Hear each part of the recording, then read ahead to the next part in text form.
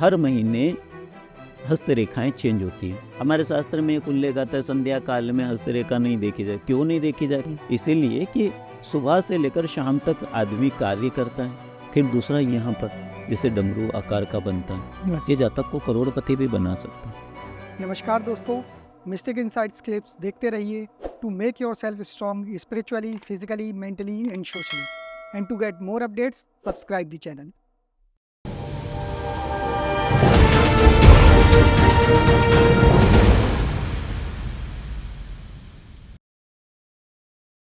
Okay, अच्छा, आप जैसे कि हस्तरेखा भी देखते हैं, तो ये बताइए कि एस्ट्रोलॉजी तो चलो लोग देखते हैं, ग्रह देखते हैं, अपना भविष्य जानना चाहते हैं, लेकिन जब हाथ की बात आती है, पामिस्ट्री की, तो ये व्यक्ति के जीवन से जुड़ा क्या क्या चीजें बता सकती है लोगों को?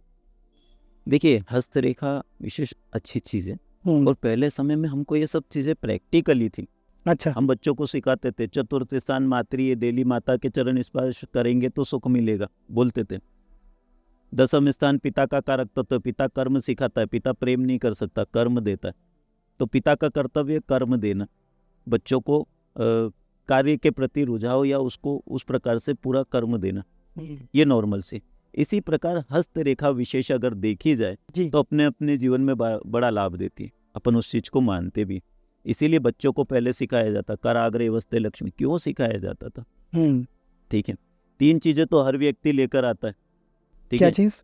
3 चीजें हस्तरेखा में हर व्यक्ति, ठीक है, लाइफ लाइन, मस्तिष्क रेखा, मस्तिष्क रेखा और हार्ट लाइन, ये तीनों चीजें विशेष देखी जाती थी, है ना।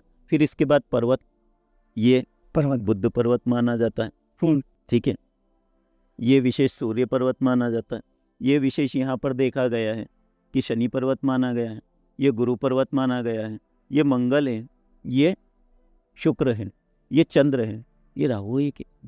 जो आपकी ऑलरेडी सब चीजें उसमें हैं तो आप देख सकते हैं। ओके, ठीक है, लेकिन हर महीने हस्तरेखाएं चेंज होती हैं।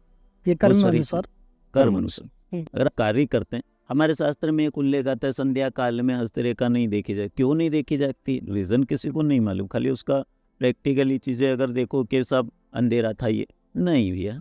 इसीलिए कि सुबह से लेकर शाम तक आदमी कार्य करता है, ठीक है। अब जो कार्य करेगा, वजन भी उठाएगा, ये तो सब पर्वत दब जाते हैं, जो सूक्ष्म चीजें नहीं देख सकते हैं, इसलिए विशेष है।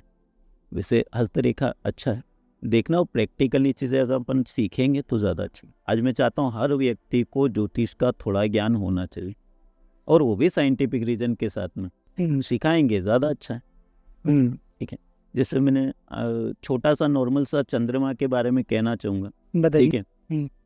चंद्रमा का गुरुत्वाकर्षण जब पृथ्वी पर पड़ता है तो समुद्र में ज्वार भाटा आता है, मानते हैं या नहीं मानते? बिल्कुल, क्योंकि चंद्रमा शीतलता प्रदान करता है, और उसकी ग्रेविटी जब पृथ्वी पर पड़ती है तो जल तत्वों को प्रभावित करती है। ये नॉर्मल सी चीजें, सही बात है।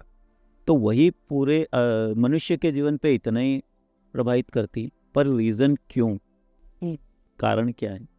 तो रीजन ये है कि 75% जल तत्व पूरी पृथ्वी पर है, मानते हैं या नहीं मानते है? और अपनी बॉडी में उतना नहीं है, तो इतना प्रभाव अपने पर डालती है या नहीं डालती?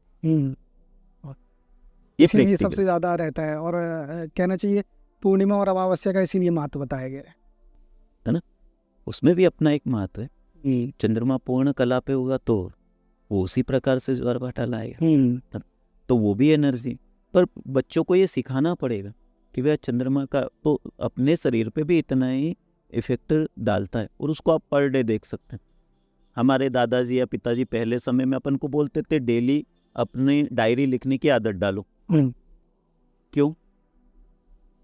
अरे आप अगर 2 महीने का करके तो देखो, प्रैक्टिकली 2 महीने करके देखो, आपको पूरा साइंस समझ में आएगा। मतलब कि उससे ये समझ में आ सकता है कि किस किस दिन हमारी बॉडी किस तरह से रिएक्ट कर रही है, बराबर, या हमारा मन, हमारे इमोशंस किस तरफ जा रहे हैं, किस तरफ आपके मन में अच्छा क्या आया, बुरा क्या आया, वो समझ में आएगा। ठीक है, आप किस दिन, जैसे आप गाड़ी तो डेली चलाते हैं, किस किस दिन आपको डर लगता है, घबराहट होती, अच्छे से अच्छे व्यक्ति को वो सब चीजें मालूम पड़ेगी। अरे चौथा, 8वां, 12वां चंद्रमा जब आता है तो शारीरिक कष्ट देता है या मन कमजोर करता है। समझ तो ये सब चीज़ें आपको प्रैक्टिकली अगर लेंगे तो ज़्यादा अच्छा। ये खाली एक चंद्रमा का इफेक्ट है, ये बच्चों को समझाना ज़रूरी। जी। तो जैसा कि अभी आपने बहुत अच्छा लॉजिक दिया ना कि मतलब शाम को पामिस्ट्री की रीडिंग क्यों नहीं की जाती है हस्तरेखा की, क्योंकि पूरे दिन काम करते हैं तो हाथ वगैरह उतने अच्छे से रीड नहीं हो पाएंगे। तो यहाँ पे एक चीज़ और बताइए, जैसे कि लोग जब बारीकी से देखते हैं, एक तो आजकल बहुत कम लोग बचे हैं हस्तरेखा ढंग से देखने वाले, तो जब लोग बहुत बारीकी से देखते हैं तो ऐसे कौन से चिन्ह हैं या ऐसी कौन सी कहना चाहिए रेखाएं हैं जो ये संकेत देती है कि व्यक्ति तो बहुत धनवान बनने वाला है? देखिए, पहली चीज़ तो स्वास्तिक स्वास्थ्य। अपने आप में बहुत अच्छा माना जाता है, स्वास्तिक। फिर दूसरा यहाँ पर जैसे डमरू आकार का बनता है, ये जातक को करोड़पति भी बना सकता है, अच्छा, ऐसा डमरू बोला आकार का। जाता है। ओके ठीक है। जी। फिर दूसरा, सबसे पहला अपना कर्म। तो कर्म अगर भाग्य रेखा अच्छी गई है और शनि से रिलेटेड हुआ तो भाग्य बना सकती है ना। जिसकी भाग्य रेखा अच्छी गई है और वो कर्म प्रधान है तो वो अपना भाग्य बना सकता है। अच्छा। इसीलिए भाग्य रेखा देखी जाती है कि भैया क्या है, तो आप भाग्य पे ज़्यादा कर्म पे ज़्यादा विश्वास रखो, है ना। और शनि कर्म प्रधान होता है, ठीक ना। शनि और मंगल की युति विस्फोट युति बनल। अब शनि कर्म प्रधान है, आप अपना कर्म ही नहीं करते हो तो विस्फोट तो बनना है जीवन में, सही बात है। तो कहीं ना कहीं, है ना। और शनि का अपनों ने नॉर्मल सी चीज़ें देखी, हड्डियों का कारक तत्व माना गया, बिल्कुल। तो वो कर्म प्रधान है।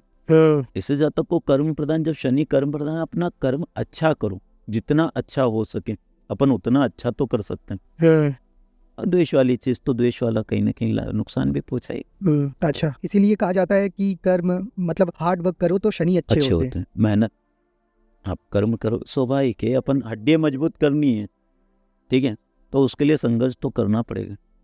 तो क्या ढैया और 7.5 में इसीलिए दौड़ा देते शनिदेव व्यक्ति को कि काम करना सीख जाए, कर्म करना सीख जाए। इसीलिए भगवान तो अपनी तरफ से पूरा, आप मेहनत तो करो, सब देगा, कर्म तो करो। अपन क्या है, उन चीज़ों को नहीं समझते हैं तो फिर भगवान ने क्या दिया, भगवान, अरे भगवान सब देता है, बस आप आगे तो बढ़ो। अपन सब चीज़ें उसी पे निर्धारित होगी कि फल लगाए, एक वृक्ष लगाए, फल लगाए, वो नीचे गिरेगा और आपको उठाकर कोई खिलाएगा, वो तो नहीं होता ना। सही बात है। वो तो खाना आपको, ये मेहनत आपको ही करना है। तो कर्म प्रधान बनो, ये शास्त्र बोल। अपन कर्म ही नहीं करेंगे तो फिर। अच्छा, एक आखिरी सवाल कि जैसे कि हम जब कोई भी व्यक्ति जन्म लेता है तो उसकी जो कुंडली रहती है एस्ट्रोलॉजी, वो फिक्स हो जाती है कि हर ग्रह में ये है और इसको इस तरह से फल मिलेंगे और एक प्रकार से उसकी डेस्टिनी फिक्स हो जाती है। लेकिन वहीं हमने अभी बात की कि रेखाएं कर्मों के अनुसार बदलेंगी और हम उसी के अनुसार अपना भाग्य बना सकते हैं। तो फिर क्या सबसे ज़्यादा इफेक्टिव है, एस्ट्रोलॉजी या पामिस्ट्री? क्योंकि अगर एस्ट्रोलॉजी में पहले ही लिख गया है कि हमें क्या करना है, क्या मिलना है, तो फिर हम ना कर्म करेंगे ना रेखाएं बदलेंगी, या बदल सकते हैं, ये बताइए आप। अपन कर्म बदल सकते हैं, भाग्य बदल सकते हैं।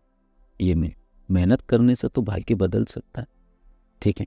मैंने आपको बहुत नॉर्मल सी चीज़ें प्रैक्टिकली रूप में बताई है कि धर्म और कर्म, जब आप में धर्म है, जागृत है, तो स्वाभाविक है आप कर्म करने की क्षमता आप में आएगी। और आप में धर्म ही जागृत नहीं है तो आप कर्म कैसे करेंगे? दोनों चीज़ें अपने आप में सोचने लायक। बच्चों को अगर नहीं सिखाएंगे कि ये माता है और इसके डेली चरण स्पर्श करना है, ये पिता है, ये डेली चरण स्पर्श करेंगे, तो माता पिता को पूछेंगे। अगर उनको अपन कर्म ही नहीं सिखाएंगे तो कहाँ से पूछेंगे? तो वहाँ धर्म भी तो है, सही है। तो ये संस्कार तो अपने को देने पड़ेंगे बच्चों में। इसीलिए धर्म से जुड़कर कर्म करें, ज़्यादा अच्छा है। मतलब अपना भाग्य खुद बनाया जा सकता है, पर मेहनत उस प्रकार कैसे करना है वो रीज़न याद होना चाहिए।